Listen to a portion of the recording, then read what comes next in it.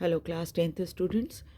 चलिए, जैसा कि आपको याद ही होगा कि हम लोग हिस्ट्री का नेशनलिज्म इन इंडिया चैप्टर कर रहे हैं और आज हमें वाई 1.3 जो है, वाई नॉन कोऑपरेशन। जैसा कि हमने देखा था कि गांधी जी जो है वो असहयोग आंदोलन चलाने की बात कर रहे थे। तो चलिए देखते हैं कि क्यों असहयोग आंदोलन वो करना चाह रहे थे। इन हिज अपनी एक in his famous book Hind Swaraj 1909, Mahatma Gandhi declared that British rule was established in India with the cooperation of the of Indians and had survived only because of cooperation. Gandhi ji का मानना था कि भारत में जो लोग हैं, अपनी पुस्तक हिंद स्वराज में उन्होंने ये कहा कि अंग्रेज़ जो है वो भारत में इसलिए इस्टेब्लिश हो पाए क्योंकि हम भारतीय उनके साथ कोऑपरेट कर रहे हैं और इसलिए टिके हुए हैं क्योंकि अब तक हम उनके साथ कोऑपरेट कर रहे हैं। यानी कि हमारे कोऑपरेशन के कारण ही ब्रिटिश रूल भारत में चल रहा है।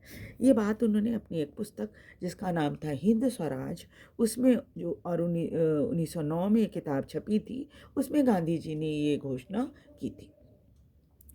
और उसके बाद इन्होंने ये कहा कि अगर हमने इनके साथ कोऑपरेट करना बंद कर दिया तो ब्रिटिश शासन जो है 1 वर्ष भी भारत में नहीं टिक पाएगा, गिर जाएगा, है ना, और भारत में स्वराज आ जाए। अब नॉन कोऑपरेशन को एक आंदोलन कैसे बनाया जा सकता था? गांधी जी ने यह प्रस्ताव रखा कि हम इस आंदोलन को स्टेजेस में करेंगे। आंदोलन करेंगे तो उसमें स्टेजेस होगी, स्टेप वाइज करेंगे, एकदम अचानक नहीं करेंगे, स्टेप वाइज करेंगे। इसमें क्या था, इसकी शुरुआत होगी, जो टाइटल उस समय अंग्रेज दिया करते थे, बहुत सारे भारतीयों को ये टाइटल मिली थी, जैसे सर की उपाधि होती थी, लॉर्ड की उपाधि होती थी। इस तरह की उपाधियाँ जो होती हैं वो अंग्रेज़ दिया करते थे। और हुआ कि भाई सबसे पहले हम अंग्रेज़ों के द्वारा दी गई इन उपाधियों को लौटा देंगे उनको और सरेंडर करेंगे, ये अपना प्रोटेस्ट दिखाने के लिए कि हम सरेंडर करेंगे। उसके बाद क्या क्या कहा गया कि जो सिविल सर्विसेज है उसका बायकॉट किया जाएगा, है ना, कि हम उनका बहिष्कार करेंगे, ठीक है। और सिर्फ सिविल सर्विसेज ही नहीं बल्कि आर्मी, पुलिस, कोर्ट और लेजिस्लेटिव काउंसिल और यहाँ तक कि स्कूल और फॉरेन गुड्स यानी विदेशी सामान का भी बायकॉट करने की बात कही गई। और गांधी जी ने ये भी कहा कि अगर हमारे इस बायकॉट से अंग्रेज़ बहुत नाराज़ होते हैं और वो कोई हमारे विरुद्ध कोई कठोर कदम उठाते हैं तो हम स्टेप वाइज आंदोलन करने के बजाय सीधे सीधे full fledged civil disobedience campaign start कर देंगे। और इस आंदोलन को सफल बनाने के लिए गांधी जी और शौकत अली ने 1920 की गर्मियों के मौसम में पूरे भारत का भ्रमण किया और इसलिए कि ताकि लोगों को आंदोलन के बारे में समझा सकें और साथ ही साथ इस आंदोलन को सफल बनाया जा सके इसलिए। लेकिन कांग्रेस पार्टी के अंदर ही बहुत सारे ऐसे लोग थे जिसको इस प्रपोज़ल पर थोड़ा सा ये था, जैसे शक होता था कि चिंतित थे कि कुछ हो पाएगा कि नहीं हो पाएगा, आंदोलन तो हम करेंगे, कुछ हो पाएगा कि नहीं हो पाएगा। और इस प्रस्ताव के प्रति उनको ऐसा लग रहा था कि जो काउंसिल की मीटिंग होने वाली है, इलेक्शन होने वाला है, उसको हमें बायकॉट नहीं करना चाहिए। वो थोड़ा सा इसलिए ज़्यादा चिंतित थे कि नवंबर 1920 में एक काउंसिल का इलेक्शन होने वाला था और वो नहीं चाहते थे कि इसका बायकॉट हो। और इस बात से उनको ये उसके अलावा उनको इस बात का भी डर था कि अगर आंदोलन हुआ तो हो सकता है दंगे फसाद होने लग जाएं, है ना, वायलेंट हो जाए लोग। और इसलिए सितंबर से दिसंबर के बीच कांग्रेस पार्टी के अंदर ही बड़ी ज़बरदस्त बहस चल रही थी कि क्या करना चाहिए हमें। और ये बहस इतनी इंटेंस थी, इतनी तेज थी कि इसका अंत ही नज़र नहीं आ रहा था। और एक समय तो ऐसा लग रहा था कि सपोर्टर और विरोधियों के बीच में कभी भी कोई सुलह नहीं हो पाएगी। पर आखिरकार दिसंबर 1920 में जब कांग्रेस का नागपुर अधिवेशन हुआ तो सुलह हो गई दोनों ग्रुप में और नॉन कोऑपरेशन आंदोलन को स्वीकार कर लिया गया। फिर इस आंदोलन को कैसे इसकी शुरुआत हुई, किन लोगों ने इसमें हिस्सा लिया और जिन्होंने पार्टिसिपेट किया वो इस आंदोलन को किस नज़र से देख रहे थे, इसके बारे में हम आगे चैप्टर में पढ़ेंगे। आंदोलन के भीतर ही लोगों की सोच जो थी वो अलग अलग थी। Differing strand with in the movement, ये पार्ट 2 है इस चैप्टर का। अब क्या था कि नॉन कोऑपरेशन खिलाफत मूवमेंट जनवरी 1921 में स्टार्ट कर दिया गया। अलग अलग सोशल ग्रुप जो थे उसमें उन्होंने पार्टिसिपेट किया। और लेकिन क्या था, सबकी सोच जो थी या उम्मीदें जो होती हैं आंदोलन से वो अलग अलग थी। All of them responded to the call of Swaraj. सबको ये बात समझ में आ रही थी स्वराज का अर्थ कि हमें हमारा अपना राज वापस मिल जाएगा। लेकिन ये टर्म जो है, but the term mean different things to different people. लेकिन इस स्वराज शब्द को अलग अलग ग्रुप ने अलग तरीके से सोचा। इसके बारे में जो आइडिया थी या सोच थी लोगों की वो अलग अलग थी। अब देखिए, जो लोग शहर में आंदोलन कर रहे थे उनकी सोच क्या थी और कौन लोग थे जो इस आंदोलन में शामिल हो रहे थे। The movement started with the middle class participation in the cities. जब आंदोलन स्टार्ट हुआ तो शहरों में रहने वाले जो मिडिल क्लास लोग थे उन्होंने सबसे ज़्यादा बढ़ चढ़ कर हिस्सा लिया आंदोलन में। 1000 of student left government control school. हज़ारों बच्चे जो थे जो कि गवर्नमेंट स्कूल में पढ़ते थे उन्होंने स्कूल जाना छोड़ दिया।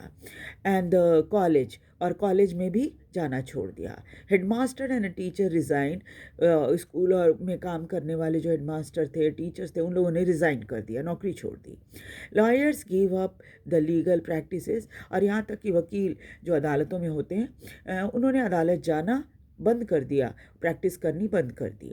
The council election were boycotted in most provinces except Madras. और मद्रास को छोड़कर काउंसिल की हर जगह जो इलेक्शन होने वाली थी उसका बायकॉट कर दिया गया, मद्रास को छोड़कर।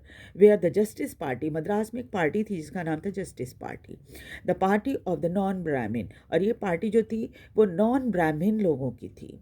Felt the entering of council was the one way of gaining some power. ये नॉन ब्राह्मण लोग जो थे मद्रास में वो इसलिए काउंसिल के इलेक्शन चाहते थे क्योंकि उनको लगता था कि अगर वो काउंसिल के इलेक्शन में जीत गए और काउंसिल में आ गए तो उनको बहुत ताकत मिलेगी। समथिंग दैट यूजुअली ओनली ब्राह्मण हैव एक्सेस टू। अब तक तो मद्रास में जो ब्राह्मण लोग थे वही बड़े ज़्यादा डोमिनेंट थे काउंसिल में, मतलब ज़्यादा सदस्य काउंसिल में ब्राह्मण लोग थे। इसलिए जो नॉन ब्राह्मण्स थे उनको लगता था कि पावर गेन करने का एक तरीका ये हो सकता है कि हम जो है वो काउंसिल का इलेक्शन लड़ें और फिर काउंसिल में जीत कर पहुँच जाएं। The effect of non-cooperation on the economic front were more dramatic। और अगर आर्थिक दृष्टि से देखा जाए तो नॉन कोऑपरेशन मूवमेंट का जो प्रभाव था वो बड़ा ही नाटकीय था। Foreign goods were बायकॉटेड, liquor shop picketed. और विदेशी कपड़ों का बायकॉट किया गया, शराब की दुकानों पर धरना प्रदर्शन हुआ। Foreign clothes burn in huge bonfire. और विदेशी कपड़ों को जला दिया गया। The import of foreign cloth halved between 1921 to 1922। और 1921 और 22 के बीच में जो विदेशी कपड़े भारत आते थे वो बहुत कम हो गए थे। Its value dropping from 102 to 57 crore. यहाँ तक कि पहले 102 करोड़ कीमत के कपड़े भारत आया करते थे विदेशों से, वो घटकर 57 करोड़ ही रह गए थे। In some places merchant and trader refuse to trade in foreign goods और फाइनेंस फॉरेन ट्रेड। और कई जगहों पर तो व्यापारी और जो थे वो क्या करते थे, या कपड़े बेचने वाले जो मर्चेंट्स होते थे, उन्होंने विदेशी चीज़ों का, विदेशी सामान का और विदेशी व्यापार का बायकॉट करना शुरू कर दिया। और साथ ही उन्होंने कहा कि विदेशियों को हम वो फाइनेंस नहीं करेंगे, यानी पैसा जो बिजनेस में लगाया जाता है वो नहीं लगाएंगे, ख़ासतौर पे अगर विदेशी चीज़ों का व्यापार हो रहा है तो। As the boycott movement spread, फिर ये बायकॉट जो आंदोलन था, बहिष्कार वाला आंदोलन, ये फैल गया। People begin discarding imported clothes, लोगों ने विदेशी कपड़े पहनने बंद कर दिए। वियरिंग ओनली इंडियन वंस, सिर्फ भारतीय कपड़े या भारत के बने हुए कपड़े पहने जाते थे। Production of Indian textile mill and handloom went up, और इस वजह से क्या हुआ, प्रोडक्शन जो भारतीय टेक्सटाइल मिल्स का था और हैंडलूम का था वो बढ़ गया।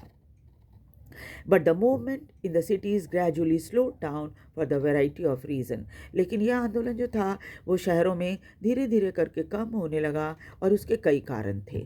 Khadi clothes were often more expensive than mass produce milk cloth, khadi के कपड़े जो होते थे वो ज़्यादा महंगे होते थे, ख़ास तौर पे अगर उसकी तुलना मिल से बने हुए कपड़ों से की जाए। Poor people could not afford two by it, और खादी के कपड़े तो महंगे होते थे तो गरीब उसे तो बिल्कुल ही नहीं खरीद सकते थे। And then could only boycott में, how could they then how then could they boycott milk clothes for long, इसलिए मिल के बने हुए कपड़े जो सस्ते होते थे कितने समय तक वो उसका बायकॉट कर सकते थे। Similarly the boycott of the British institution pose problem, उसके बाद क्या था, उस समय तो सरकारी स्कूल ही हुआ करते थे और भारत गुलाम था, तो स्वाभाविक है स्कूलों का कंट्रोल ब्रिटिश लोगों के पास था। तो सवाल ये था कि कितने समय तक इन सरकारी स्कूलों का बॉयकॉट हो सकता था, और बॉयकॉट से प्रॉब्लम होने लगी थी। For a movement to be succeeded, some alternative Indian institution had to be set up so that they could be used in place of British one। और उस समय तो प्राइवेट स्कूल होते ही नहीं थे, तो स्वाभाविक है कि अगर आप गवर्नमेंट स्कूल का बायकॉट कर रहे हो तो प्राइवेट स्कूल तो होने चाहिए ना, कि जहाँ पर बच्चे जाके पढ़ सकें, तो उस समय ऐसी कोई व्यवस्था नहीं थी। These were slow to come up, और इस तरह के स्कूल अगर बन भी रहे थे प्राइवेट स्कूल तो वो बहुत धीमे धीमे बन रहे थे, इतना आसान तो नहीं था, जल्दी जल्दी तो बन नहीं सकता था। So student and teachers began trickling back to the government school and lawyers join back in their government courts.